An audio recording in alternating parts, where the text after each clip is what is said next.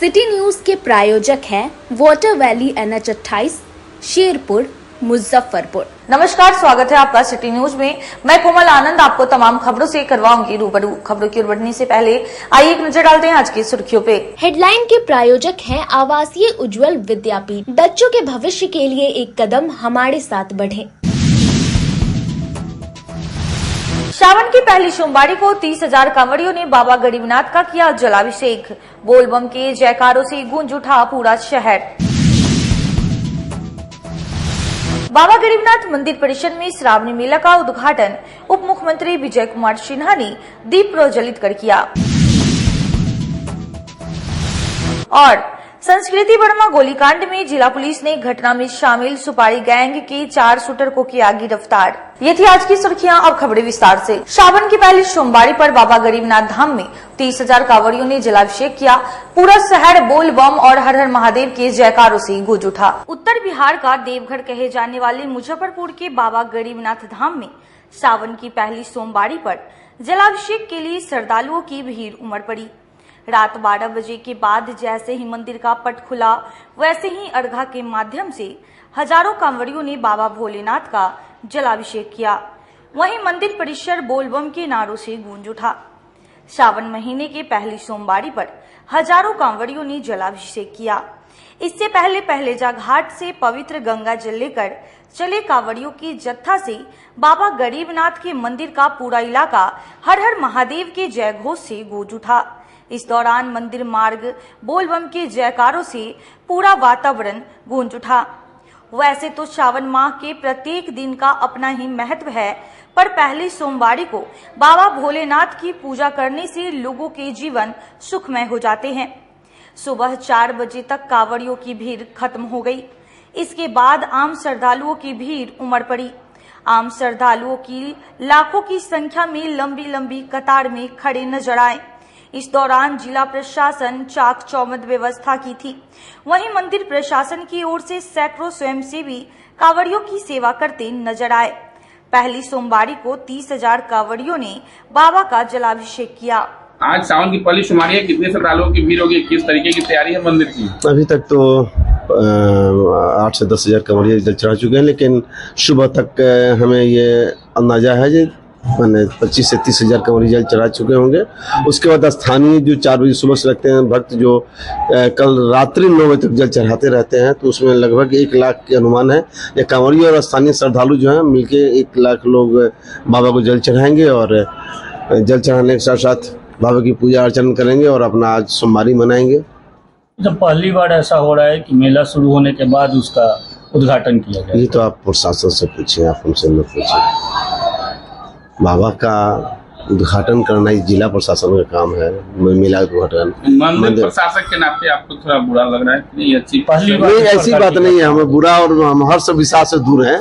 नहीं, जब हो जाए महादेव की पूजा, जब जिसको करें, खाना खा के भरपेट जल चढ़ाएं या भूखे रह के जल चढ़ाएं, महादेव आपको उतना ही फल प्राप्त देते हैं। सोमवारी का महत्व ज्यादा होता है या सावन के पूरे दिनों में जो जलार्पण होता है उसका? देखिए, लोग के मन में भ्रांतियां फैल गई हैं। जैसे कि आप जितनी भी जगह जाएंगे, चाहे बाबा विश्वनाथ हो, बैद्यनाथ हो या प्रयागराज से लोग जो कांवर लेके अपने अपने सुदूर माने हरियाणा, पंजाब, राजस्थान लोग जाते हैं, उनसे पूछिए, सावन का प्रत्येक दिन अपने आप में सोमवारी उसके बहुत ही महत्व है। श्रावण के प्रत्येक दिन का महत्व है। इस नवरात्रा के प्रत्येक दिन का महत्व है। श्रावण माह का प्रत्येक दिन का महत्व है। कार्तिक के जिसे प्रत्येक दिन का महत्व है, तो श्रावण मास का प्रत्येक दिन का महत्व है। और लोग इसको सोमवारी में माने छोटा सा कर दिए हैं। इसको छोटा नहीं, विस्तार कीजिए इसको। और आप अगर प्रतिदिन जल चढ़ाएंगे तो इतना भीड़ भी नहीं मिलेगा, अर्घा के माध्यम में नहीं मिलेगा। आप सीधे जाके गर्भगृह में बाबा के मस्तक पर जल चढ़ाएंगे, बाबा का स्पर्श करेंगे, पूजा करेंगे, इससे बड़ा फल क्या होगा। लेकिन एक मन में बन गई है कि नहीं, मैं सोमवारी कहीं जलाऊंगा, इसी बात नहीं है। तो बाबा की भक्ति कही जाएगी कि 68 किलोमीटर घायल होने के बावजूद भी लोग पहुंच जाए। घायल नहीं, आज एक है लड़का, उसका नाम मैं भुला रहा हूँ, वो लगभग 30 सालों से ढाक कंवर प्रति सोमवार को चढ़ाता है। बेचारा कि इस बार फकुली में पैर में चोट लगा कि एक वाहन ने उसको धक्का मार दिया, चोट लगा, फिर भी वह अपना कंवर आके चढ़ा लिया 8 बजे शाम में। तो बाबा की भक्ति है। बाबा गरीबनाथ मंदिर सभागार में श्रावणी मेला का हुआ उद्घाटन। उप मुख्यमंत्री विजय सिन्हा ने दीप प्रज्वलित कर मेला का किया शुभारंभ। सोमवार को बाबा गरीबनाथ धाम श्रावणी मेले का उद्घाटन उप मुख्यमंत्री शहर जिले के प्रभारी मंत्री विजय कुमार सिन्हा के द्वारा किया गया।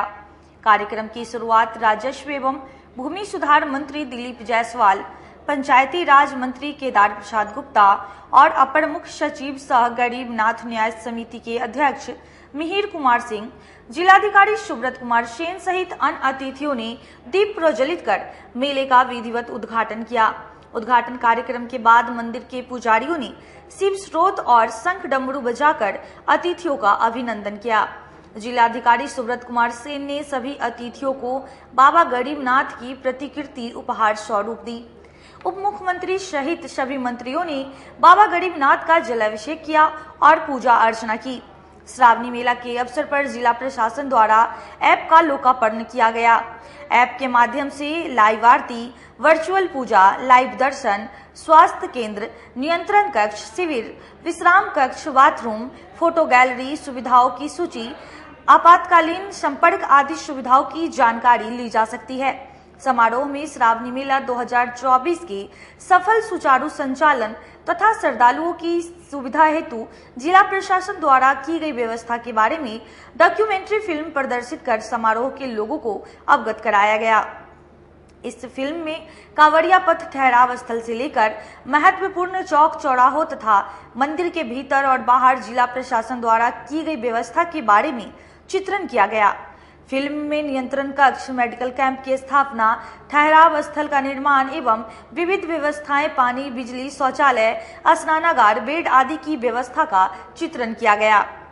समारोह में नगर निगम की महापौर निर्मला साहू, नगर निगम की उप महापौर डॉक्टर मोनालिसा, जिला पदाधिकारी सुब्रत कुमार सेन, वरीय पुलिस अधीक्षक राकेश कुमार, उप विकास आयुक्त आशुतोष द्विवेदी, नगर पुलिस अधीक्षक अवधेश दीक्षित, अपर समाहर्ता राजस्व संजीव कुमार, अपर समाहर्ता आपदा मनोज कुमार सहित कई अन्य गणमान्य अतिथि, प्रशासनिक एवं पुलिस पदाधिकारी उपस्थित थे। देखिए, आज देवों के देव महादेव, गुरुओं के महागुरु भगवान शिव का गरीबों के नाथ गरीबनाथ में श्रावणी मेला में पहलेजा घाट से यहाँ तक 75 किलोमीटर का सफर कर अपनी आस्था का जलाभिषेक करते हैं। इस जलाभिषेक में किसी को कोई प्रॉब्लम न हो, जितना शासन प्रशासन से सहयोग मिल सके उसकी व्यवस्था, एक शुरुआत लोगों के बीच सकारात्मक ऊर्जा का, सामाजिक स्तर पर सहयोग का, आज वो सारे कार्यों पर प्रशासन के द्वारा और हमारे द्वारा भी भगवान से आराधना प्रार्थना किया गया कि बेहतर ढंग से इनको सफल करें और बिहार सुखी, निरोग और समृद्ध हो, बिहार के गौरवशाली इतिहास फिर से जागृत हो। ये मनोभाव को जगाने का हर बिहारी हर तरह से गौरवान्वित हो, यही कामना हमने बाबा गरीबनाथ से किया है। माँ भारती के संतान के बीच आज फिर से सनातन के संस्कृति और संस्कार फिर से आगे बढ़े, यही हम। वाहन चेकिंग के दौरान अय्यपुर थाना की पुलिस और मेडिकल छात्रों के बीच झड़प के बाद पथराव हो गई, जिसमें पुलिस के लाठीचार्ज से कई छात्र घायल हो गए। मुजफ्फरपुर में रविवार की देर रात SKMCH का इलाज पुलिस कर्मियों और मेडिकल स्टूडेंट के लिए जंग का मैदान बन गया। मेडिकल छात्रों और पुलिस के बीच हुए पत्थरबाजी में कई पुलिसकर्मी और छात्र घायल। पूरा मामला अय्यापुर थाना क्षेत्र के SKMCH मेडिकल कॉलेज के समीप की है, जहां पर देर रात एक बाइक से मेडिकल कॉलेज के 3 छात्र हंगामा करते हुए जा रहे थे, जिसकी सूचना अय्यापुर थाने की पुलिस को मिली। सूचना मिलते ही अय्यापुर थाने की पुलिस SKMCH के पास पहुंचकर वाहन जांच करने लगी। इस दौरान एक बाइक से 3 युवक जो मेडिकल के छात्र थे वहां पहुंचे, जिसको पुलिस ने जांच के लिए रोका और बाइक पर 3 युवक बैठने के कारण चालान काटने की बात कही, जिसके बाद युवक और पुलिस के बीच नोक-झोंक हो गई।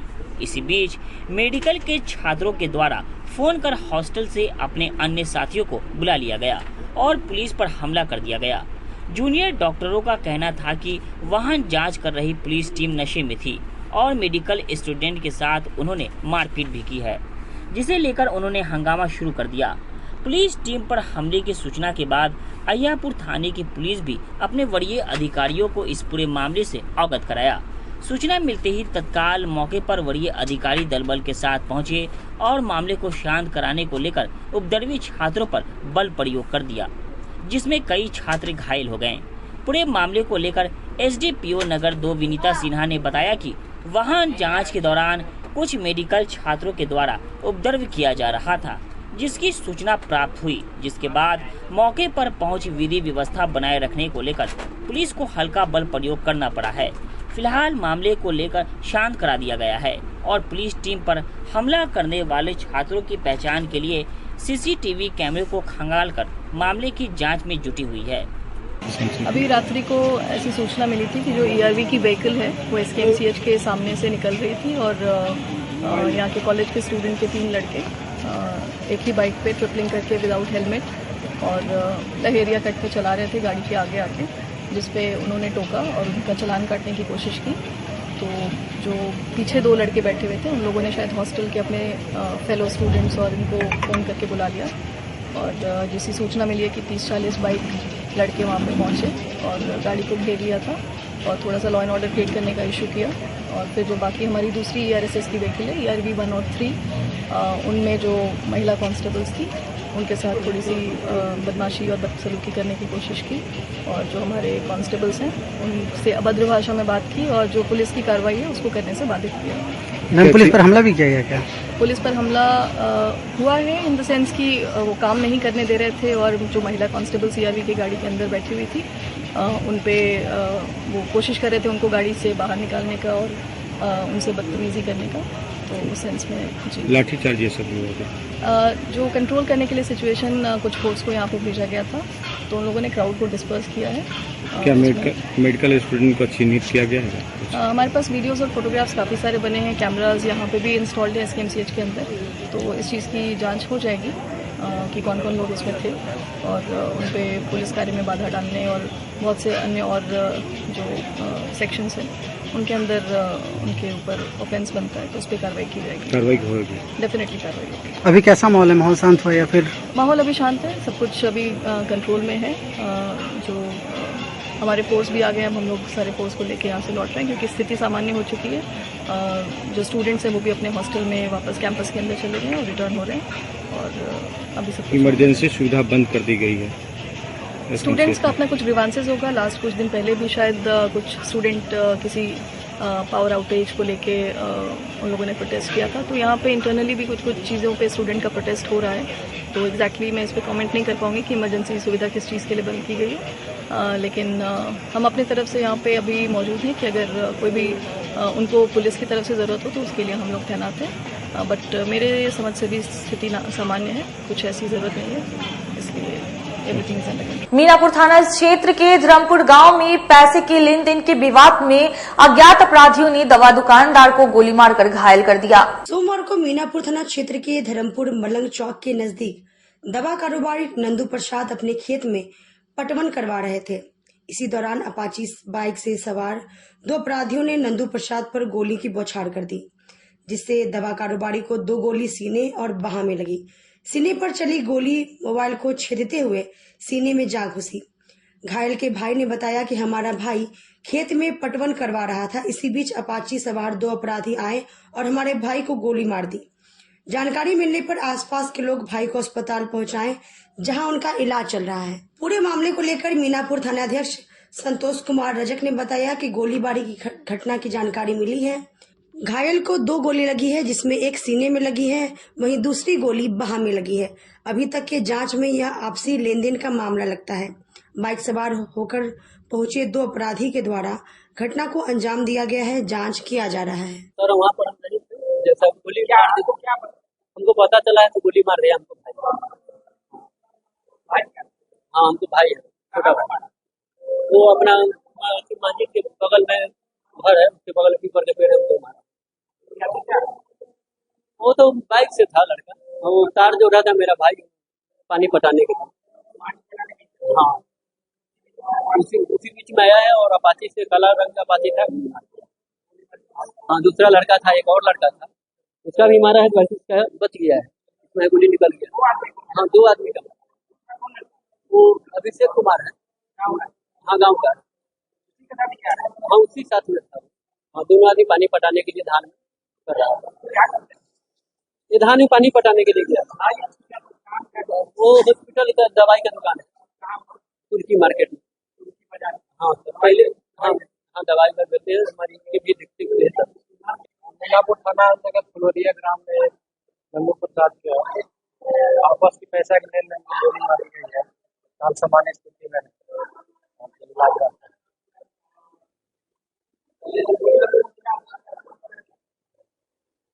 गोली में वो प्राइवेट क्लिनिक चलाते हैं, टीओपी के अंतर्गत तो मीनापुर थाना अंतर्गत पड़ता है। अभी उनका घर फुलोरिया ग्राम मीनापुर थाना अंतर्गत पड़ता है। वही अपना धान की खेती कर रहे थे, पटवन कर रहे थे। उसी क्रम में उनके पैसे के लेन देन को लेकर आपस में अपना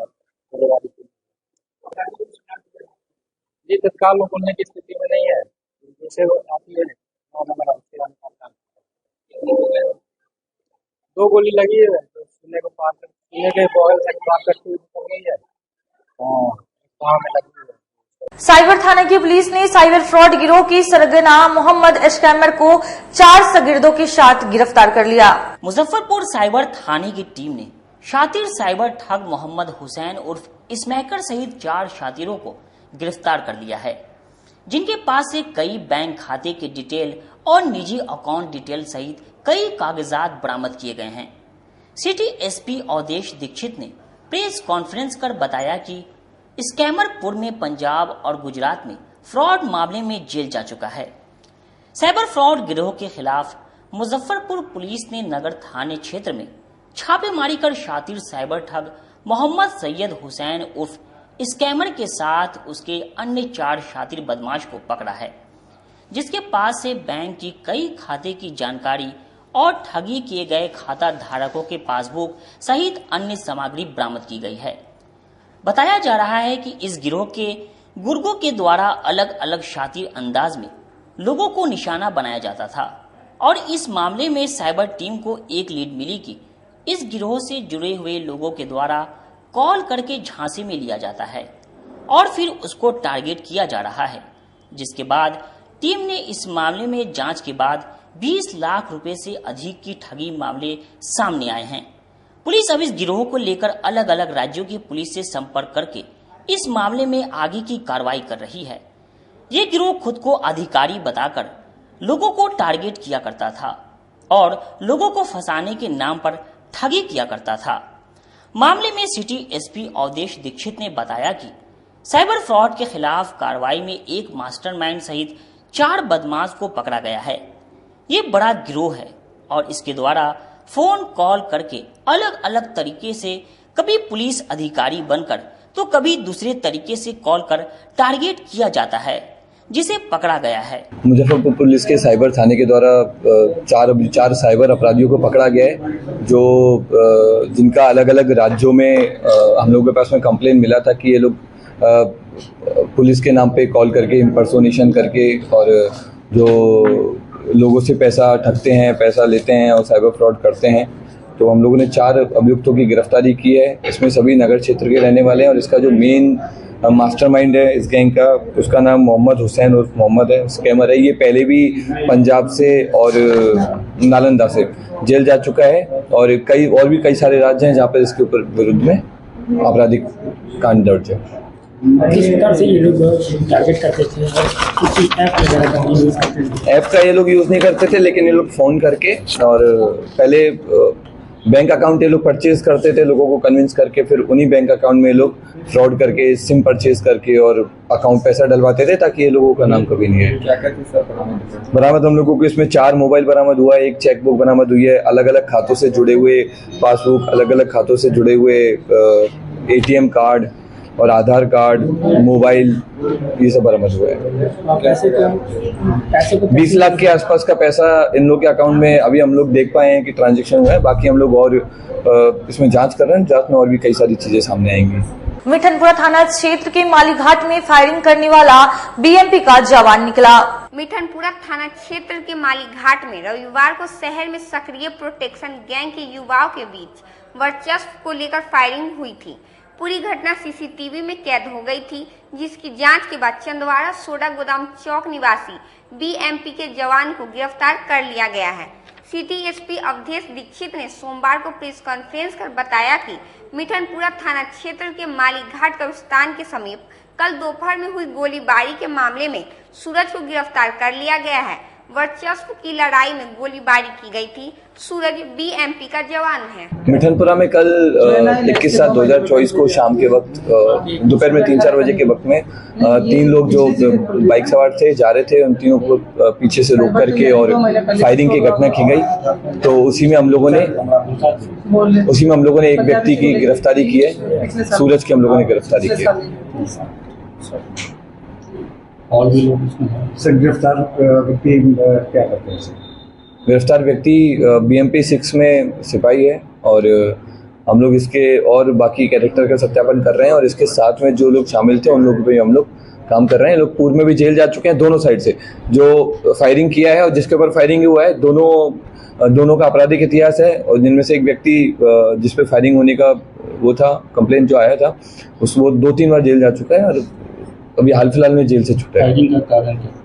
फायरिंग का कारण वही आपसी डोमिनेंस, क्योंकि दोनों लोकल ही ग्रुप थे और आपसी वर्चस्व डोमिनेंस वही मेन फायरिंग का कारण है। हम लोगों को घटनास्थल से 3 खोखा हम लोगों ने बरामद किया और फोन बरामद किया है।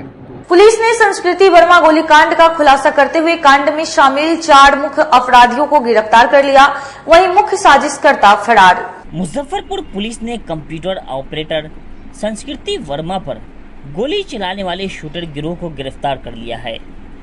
बिहार सरकार के पूर्व मंत्री की बहू मुख्य साजिशकर्ता निकली।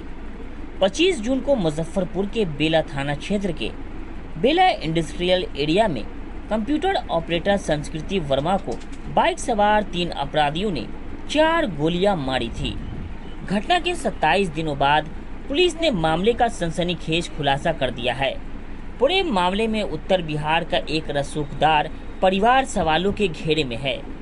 बिहार सरकार के पूर्व मंत्री की बहू रूपा शर्मा को पूरे मामले के साजिशकर्ता के रूप में चिन्हित किया गया है। हत्या की सुपारी रूपा शर्मा ने अपने ही एजेंसी में काम करने वाले 2 कर्मियों के माध्यम से दी थी। जिले के मनियारी थाना क्षेत्र के एक कर्मचारी ने शूटर को 3 लाख रुपए अग्रिम भुगतान किया था, जबकि पूरी घटना की सुपारी 10 लाख में तय किया गया था। संस्कृति वर्मा के पति आर्यन कार एजेंसी में कई सालों से कार्यरत थे। एजेंसी की मालकिन रूपा शर्मा का अवैध संबंध संस्कृति वर्मा के पति आर्यन के साथ पूर्व से था।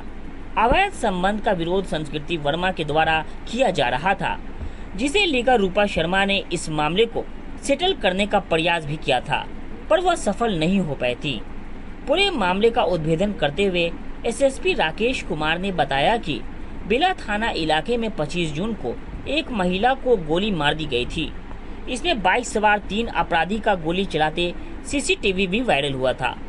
हम लोगों ने एएसपी, बेला थानेदार और अन्य अधिकारी की टीम बनाकर जांच पूरी की है। इस मामले में 2 शूटर समेत 4 लोगों को गिरफ्तार किया गया है। तुषार, कृष्णा, अभिनीत और शिव शेख ने घटना की साजिशकर्ता रूपा शर्मा से 10 लाख की सुपारी ली थी। काम के एडवांस के रूप में 3.5 लाख रुपए भी लेकर संस्कृति वर्मा की रेकी कर सुनसान जगह पर उसे 3 गोली मारकर हवाई फायर करते हुए फरार हो गए। मानवीय और तकनीकी जांच के बाद इस मामले में 4 लोगों को गिरफ्तार कर लिया गया है। वहीं मुख्य साजिशकर्ता रूपा शर्मा फरार चल रही हैं, जिसकी गिरफ्तारी के लिए टीम छापेमारी कर रही है। 25 जून 2024 को बेला थाने के अंतर्गत एक मामला प्रकाश में आया था, जहां एक संस्कृति नामक महिला है, उनके ऊपर 3 युवकों के द्वारा फायरिंग की गई थी। केस चूंकि पूरी तरीके से ब्लाइंड था, कुछ धुंधले सीसीटीवी फुटेज हम लोगों के पास में थे और जो विक्टिम थी उनको 3 गोलियां लगी थी, जबकि फायरिंग लगभग 6 से 7 राउंड हुई थी। मामला संवेदनशील था और इसकी संवेदनशीलता को देखते हुए एसपी जो अवधेश दीक्षित हैं और इसके अलावा एसपी टाउन, बेला थाना अध्यक्ष और हम लोग की डीआईयू की टीम, सब लोग इसमें लगातार कार्य कर रहे थे। कल हम लोगों को इसमें एक इनपुट मिला।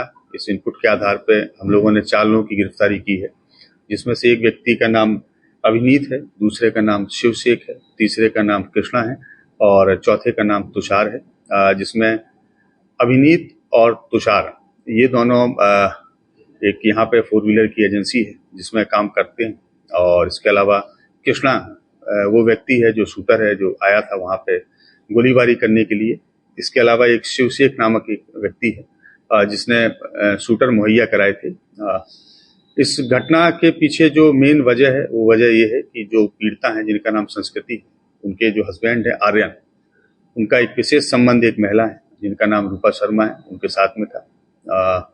चूंकि दोनों के बीच में एक समय पे विशेष लगाव और रहा, और उस लगाव की वजह से कहीं न कहीं जो इसके मेन षड्यंत्र करता है रूपा शर्मा, उनके मन में जलसी की फीलिंग जो आर्यन है उसकी पत्नी के प्रति रही, और वो जलसी काफी बढ़ती गई, और उन्होंने कई बार कोशिश भी की इस बारे में, बट मामला सॉर्ट आउट नहीं हो पाया। और इसी दौरान जो है उनके द्वारा इस घटना को प्लान किया गया। ये घटना लगभग 2 महीने पहले प्लान की गई थी। इस घटना में जो मेन रूप से जो अभिनीत है, जो उस एजेंसी में काम करते हैं, उनसे संपर्क किया कि कहीं ना कहीं हमको ये घटना करना है, इसके लिए हमको शूटर चाहिए। अभिनीत ने जो दूसरा अभियुक्त पकड़ाया है शिवशेख रंजन, उनसे संपर्क किया। इन दोनों ने ही मिलके 3 शूटर का इंतजाम किया जो गोलीबारी करने यहाँ आए थे, और उस घटना को अंजाम दिया गया।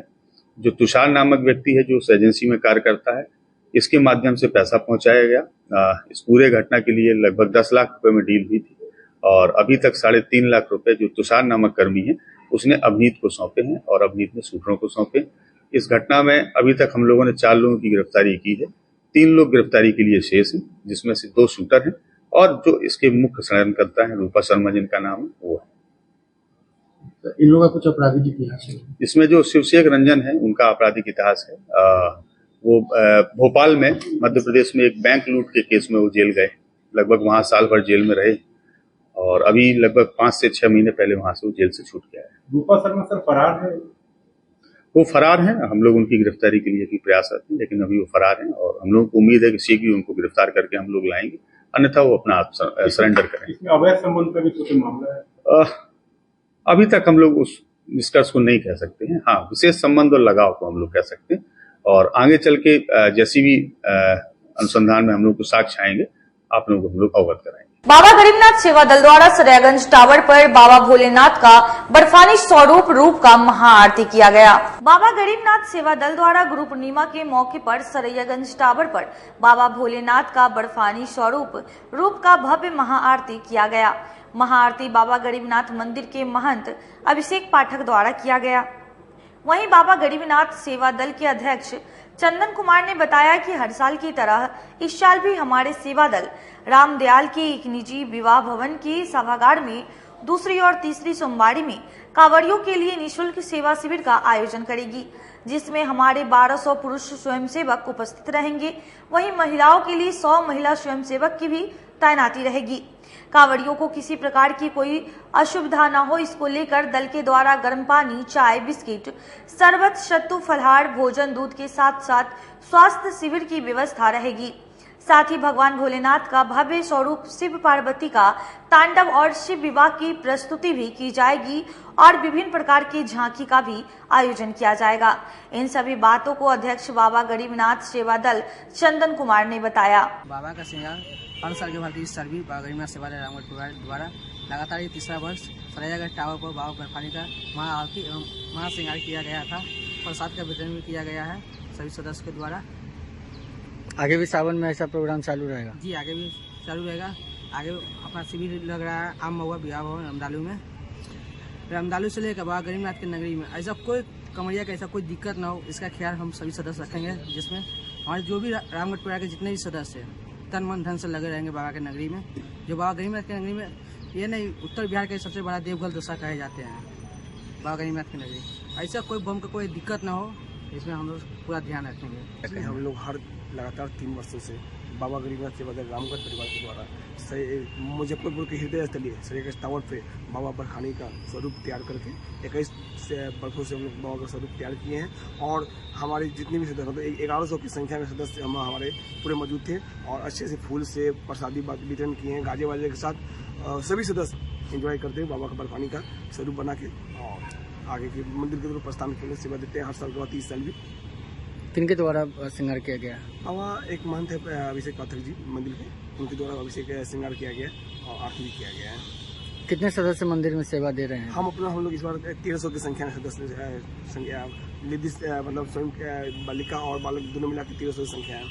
आगामी सावन में शिविर वगैरह कहाँ पर लगाई है, क्या क्या सुविधाएं देंगे? हम लोग कमरिया के लिए बहुत ही भव्य और निःशुल्क भोजन की व्यवस्था दे रहे हैं, जिसमें चाय पानी सत्तू शरबत खाने की व्यवस्था उत्तम व्यवस्था रहेगा, प्लस ठहरने के लिए उनका उत्तम व्यवस्था है, गर्म पानी पैर सेकने के लिए। रामदालू गुमटी के पास आम मौका विवाह भवन है, उसमें कंवरियों के लिए निःशुल्क रहने का ठहरने का व्यवस्था है।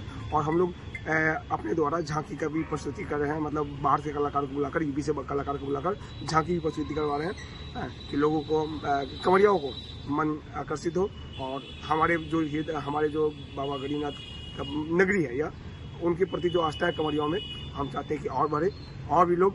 अब वक्त हो चला है एक छोटे से ब्रेक का, जल्दी लौटेंगे, कहीं मत जाइए, देखते रहिए सिटी न्यूज मुजफ्फरपुर।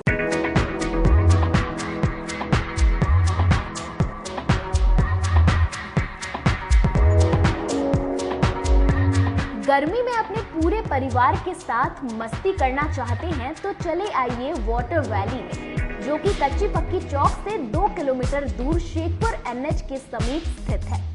शहर के लोग यहाँ मोटरसाइकिल और कार से काफी आसानी से पहुँच सकते हैं। यहाँ आप अपने परिवार के साथ फुल मस्ती कर सकते हैं। वेव पूल, रेन डांस के साथ भव्य वाटरफॉल बनाया गया है। छोटे बच्चों के लिए कई प्रकार के स्लाइड्स बनाए गए हैं, जहां बच्चे अपनी मस्ती में डूब जाएंगे। इसके अलावा खाने पीने के लिए बेहतरीन सुविधाएं उपलब्ध है, जहां पूरे परिवार के साथ व्यंजनों का लुत्फ उठा सकते हैं। तो देर मत कीजिए, गर्मी में मस्ती उठाने के लिए वाटर वैली तुरंत पहुंचे। हमारा पता है water valley NH 28, Sherpur, Muzaffarpur. हमारा कॉन्टैक्ट नंबर है 6202 584955। लगातार 10 वर्षों से विभिन्न परीक्षाओं में सर्वश्रेष्ठ परिणाम।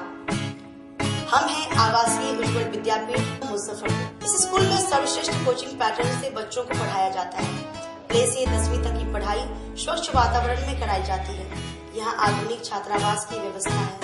उज्ज्वल विद्यापीठ का मुख्य उद्देश्य रामकृष्ण मिशन, नवोदय नेतरहाट, सैनिक स्कूल, सिमुलतल्ला गुरुकुल, सिंधिया कन्या विद्यालय जैसे अनेक भारतवर्ष के प्रतिष्ठित विद्यालयों में कुशल प्रशिक्षित अनुभवी एवं शहर के सर्वश्रेष्ठ शिक्षकों द्वारा तैयारी कराई जाती है। 1.5 एकड़ में फैला इस स्कूल का वातावरण काफी शांत है। Free computer classes, science lab और स्मार्ट क्लासेस है। साथ ही इंडोर और आउटडोर गेम की भी व्यवस्था है। तो अपने बच्चों के लक्ष्य के सपनों को पूरा कराना चाहते हैं तो आज ही आवासीय उज्ज्वल विद्यापीठ में अपने बच्चों का नामांकन करवाएं। हमारा पता है पोखरिया पीठ, अतरदा, मुजफ्फरपुर और हमारा कॉन्टेक्ट नंबर है 9708 351851 और हमारा दूसरा नंबर है 8797122397 या फिर आप हमें कांटेक्ट कर सकते हैं 8409996658 पर। अपने सपनों की आशिया को दे एक नई पहचान माँ भवानी डेकोर प्राइवेट लिमिटेड के साथ, जो है ऑथराइज्ड डिस्ट्रीब्यूटर ऑफ कजारिया। देश की मिट्टी से बनी टाइल से देश को बनाते हैं। और जहां मिलती है सभी प्रकार के Indian and imported granite, marble, sanitary एवं कोटा स्टोन का अनोखा एवं आकर्षक संग्रह। माँ भवानी डेकोर प्राइवेट लिमिटेड मतलब a complete floor solutions. New 0 mile Dadar road, Muzaffarpur. Call 9934753111। उत्तर बिहार का पहला नीलकमल एक्सक्लूसिव शोरूम खुल गया है आपके अपने शहर में। नीलकमल इंडिया की फेवरेट फर्नीचर ब्रांड है। इस कंपनी के सभी रेंज एक ही छत के नीचे आपको मिलेंगी। होम फर्नीचर, ऑफिस फर्नीचर की सभी रेंज यहाँ उपलब्ध है। कंपनी का एक्सक्लूसिव शोरूम होने के कारण 40% तक की विशेष छूट मिल रही है। इसके अलावा 0% इंटरेस्ट के साथ बैंक से फाइनेंसिंग की भी सुविधा उपलब्ध है। तो देर मत कीजिए, एक बार हमारे यहाँ अवश्य पधारे। हमारा पता है Mithanpura, Narayanpur road, opposite Vaishali management college और हमारा मोबाइल नंबर है 9334900888 और हमारा दूसरा नंबर है 7004320580। समारोह के समय और इस लगन के अवसर पे मैं मनीष कुमार, यूए एसोसिएट का प्रोप्राइटर, हमारा नीलकमल का फर्नीचर का शोरूम है एक्सक्लूसिव, जो मिठनपुरा चौक पे स्थगित है। हमारे यहाँ कुचीना का चिमनी और जो गैस चूल्हा है उसकी एक विस्तृत रेंज है मॉड्यूलर में। भारी डिस्काउंट है हमारे यहाँ सोफा पर, डाइनिंग टेबल पे। सभी लोगों से मेरा यही निवेदन है, जो 2-3 सालों से आप लोगों का हमें प्यार मिलता आ रहा है, हमारे यहाँ फिनांस की भी एक अच्छी व्यवस्था है और इस त्योहारों के अवसर पे हम चाहेंगे कि एक बार हमारे यहाँ पधारे और हमारे ऑफर्स का लाभ ले और हर खरीदारी पे हम लोग एक सुनिश्चित उपहार भी दे रहे हैं। ब्रेक के बाद फिर से आप तमाम दर्शकों का स्वागत है। आइए बढ़ते हैं अगली खबरों की ओर। श्रावणी मेले में कांवड़ियों के लिए स्वास्थ्य विभाग ने 22 जगह पर स्वास्थ्य शिविर लगाया। पहली सोमवारी के साथ श्रावणी मेला की शुरुआत हो गई है, जिसे लेकर बाबा गरीबनाथ मंदिर में शिव भक्त कांवड़ियों की भीड़ उमड़ पड़ी। शिव भक्तों ने बाबा के दर्शन कर जलाभिषेक किया। वहीं कांवड़ियों के लिए जिला प्रशासन की तरफ से सुरक्षा एवं सुविधाओं के इंतजाम किए गए। स्वास्थ्य विभाग भी कांवड़िया पथ पर 22 जगहों पर स्वास्थ्य शिविर लगाए गए हैं। इसमें 60 डॉक्टर और 160 स्वास्थ्य कर्मी को प्रतिनियुक्त किया गया है। इसके अलावा 10 एम्बुलेंस भी लगाए गए हैं। सीएस डॉक्टर अजय कुमार ने बताया कि श्रावणी मेला में शिव भक्तों की काफी भीड़ होती है। कांवड़ियों की सेवा और स्वास्थ्य के लिए स्वास्थ्य विभाग की ओर से फकुली से बाबा गरीबनाथ मंदिर तक 22 स्वास्थ्य कैंप लगाए गए हैं। बाबा के दर्शन के लिए पैदल शिव भक्त मंदिर आते हैं। ऐसे में उनके स्वास्थ्य जांच और सेवा के लिए डॉक्टरों और पैरामेडिकल स्टाफ की टीम पूरे सावन माह में शनिवार से प्रत्येक सोमवार तक शिव भक्तों के इलाज और सेवा के लिए तत्पर रहेगी। स्वास्थ्य विभाग की ओर से श्रावणी मेला में श्रद्धालुओं की सेवा के लिए और उपचार के लिए हम लोग ने 22 मेडिकल कैंप लगाया हुआ है जगह जगह पर, और उसमें 60 अनुसार जो है 60 डॉक्टर कार्य कर रहे हैं और 160 पैरामेडिकल लोग लगे हुए हैं रोस्टर के अनुसार शिफ्ट वाइज में। सारी दवा अवेलेबल है और बेहतर उपचार किया जा रहा है। टोटल 10 एम्बुलेंस लगे हुए हैं, जिसमें 7 जगह पर डिफरेंट जगह पर उसको स्टैटिक किया गया है और 3 एम्बुलेंस हमारे मोबाइल हैं, जो कि बीच बीच में मूवमेंट करते रहते हैं और किसी तरह की आकस्मिकता की स्थिति में तत्पर हैं अपनी सेवा देने के लिए। गुरु पूर्णिमा पर नवयुवक समिति सभागार में कवि सम्मेलन का आयोजन किया गया। गुरु पूर्णिमा के शुभ अवसर पर काव्य हिंदुस्तान अंतर्राष्ट्रीय साहित्य समूह के द्वारा छोटी सरैयागंज स्थित नवयुवक समिति ट्रस्ट के सभागार में कवि सम्मेलन का आयोजन किया गया, जिसमें मुख्य अतिथि के तौर पर child specialist doctor Arun Shah व परासर हॉस्पिटल के निर्देशक डॉक्टर विजेश कुमार शामिल हुए। कवि सम्मेलन में बिहार के कई जिलों के अलावा देश के विभिन्न जगहों से साहित्यकार शामिल हुए। कार्यक्रम की शुरुआत दीप प्रज्वलन कर की गई, जिसके बाद सभी साहित्यकारों ने अपने अपने साहित्य के सभी को रूबरू करवाया। साहित्य समूह के द्वारा आचार्य जानकी वल्लभ शास्त्री साहित्य शिखर सम्मान से सभी को नवाजा गया। मौके पर रेखा शर्मा स्नेहा ने बताया कि यह हमारा 6वां सम्मेलन है। सभी सम्मेलन में पौधा वितरण व पौधारोपण मुख्य रूप से किया जाता है। सम्मेलन के दौरान पुस्तक विमोचन व सांस्कृतिक कार्यक्रम का आयोजन भी किया गया है। पौधा वितरण, पुस्तक विमोचन, कवि सम्मेलन और सांस्कृतिक कार्यक्रम, ये हमारी संस्था हमेशा ही आयोजित करती है। और पर्यावरण को ध्यान में रख के हम जब कुछ भी कार्यक्रम करते हैं तो पौधा जरूर वितरण करते हैं। पौधा हम लगाते भी हैं। जी, क्या नाम हो गया? मेरा नाम रेखा शर्मा स्नेहा है और मैं आपको बता देती हूँ, हमारा ये 6वां महोत्सव है कवि सम्मेलन। अभी 12 जून 2024 को हमने नेपाल की राजधानी काठमांडू में कार्यक्रम आयोजित किया है। वहाँ भी हमने जाकर के पौधा वितरण किया है और सभी साहित्यकारों को बाबा पशुपतिनाथ साहित्य अंतर्राष्ट्रीय साहित्य सम्मान से सम्मानित किया और भारत नेपाल मैत्री ट्रॉफी भी मेमोंटो देकर के सम्मानित किया। यहाँ हमने आचार्य जानकी वल्लभ शास्त्री साहित्य शिखर सम्मान से सभी को सम्मानित किया है, मेमोंटो और सम्मान पत्र अंग वस्त्र दे के। और हमारे इस कार्यक्रम के मुख्य अतिथि आदरणीय डॉक्टर अरुण कुमार शाह जी और डॉक्टर विजयेश कुमार जी पराशर हॉस्पिटल के ऑनर है और हमारी अध्यक्षा है प्रोफेसर पुष्पा गुप्ता जी जो यहाँ मुजफ्फरपुर से ही हैं। और हमारे इस कार्यक्रम में अहमदाबाद से, सतना से, पटना से, मधुबनी से, मतलब हर जगह से साहित्यकार पधारे। सकरा थाना क्षेत्र के दुबहा गांव के एक बुजुर्ग ने एसएसपी को ज्ञापन सौंपकर इंसाफ की गुहार लगाई।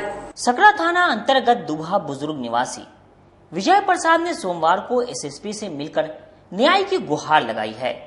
एसएसपी को सौंपे आवेदन में विजय प्रसाद ने बताया कि 27 जुलाई 2023 को उनके सहोदर भाइयों सकल देव पासवान और मंजय प्रसाद ने उनकी जान मारने की नीयत से उन पर दाव से 8 बार हमला कर दिया।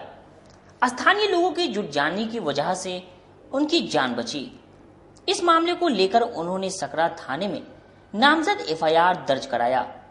कोर्ट ने सभी आरोपियों के विरुद्ध वारंट जारी कर दिया।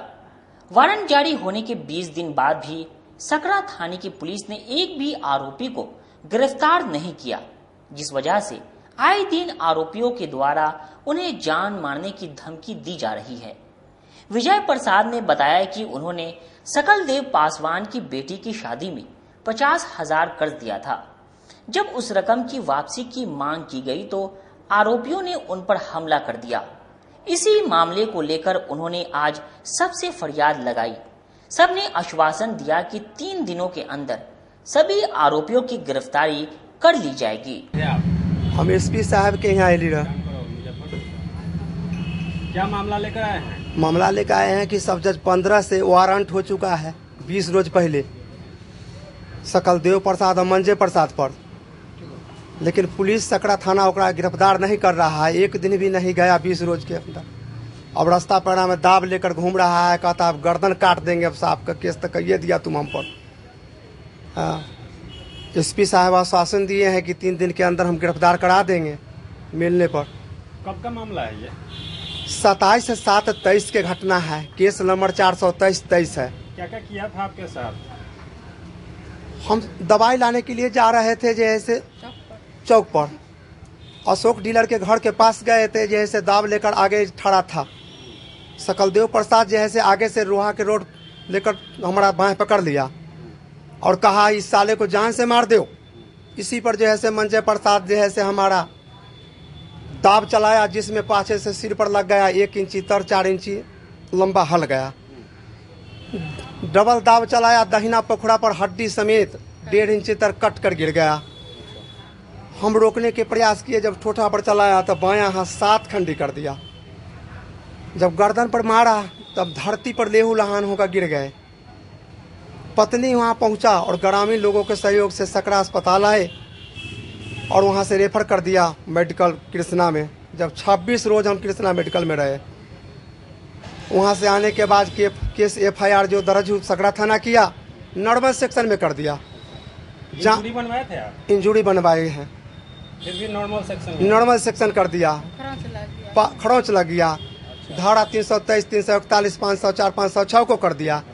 बाद में चलकर 307, 325 ये सब लगाया। 8 को धारा कब लगाया?